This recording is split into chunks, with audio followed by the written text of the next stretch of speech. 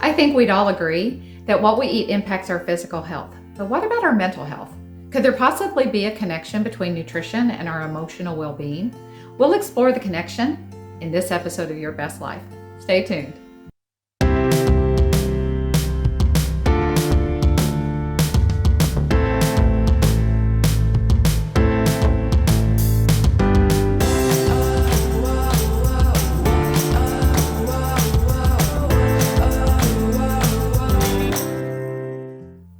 Welcome to another episode of Your Best Life. I'm your host and healthy living correspondent, Beth Schomp. The connection between food and our mental well-being, well, it's a fascinating one. In fact, there's strong evidence that shows the relationship between nutrition and mental health. It's very, very strong. For example, over 20 studies from 10 different countries found that a Mediterranean diet, which is high in vegetables, fruits, and foods rich in omega-3 fatty acids, well, it showed a reduced risk of depression. A study done in 2019 showed a strong correlation between anxiety and high sugar intake. Another study in 2017 showed that dietary counseling was actually more effective than support groups as a treatment for depression. The connection between a good night's sleep and mental health is also strong, and what we eat can impact how well we sleep.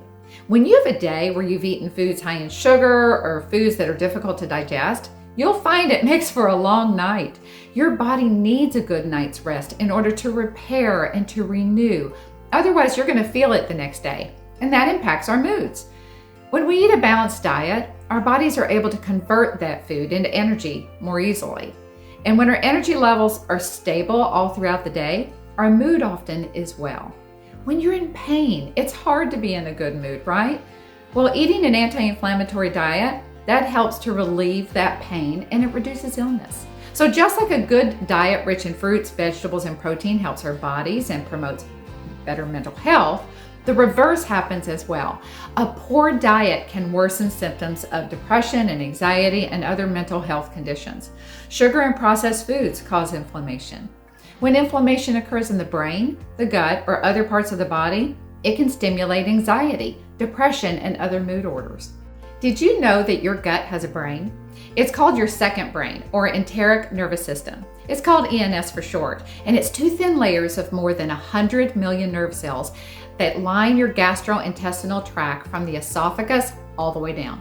Its main purpose is to control digestion, from swallowing to the release of enzymes that break down food, to the control of blood flow that helps with nutrient absorption to elimination. The connection to mental health is this. The ENS may trigger big emotional mood swings and shifts that are experienced by people coping with IBS as well as other stomach and digestive issues. Here's a fascinating part. For years, doctors and scientists thought that anxiety and depression contributed to IBS and gastrointestinal issues, but research shows it may be the other way around. Research shows that when you have irritation in the gut, it sends signals to the brain and that triggers mood changes. This might explain why a high percentage of people with IBS and other gut issues develop depression and anxiety. You've probably have heard of serotonin.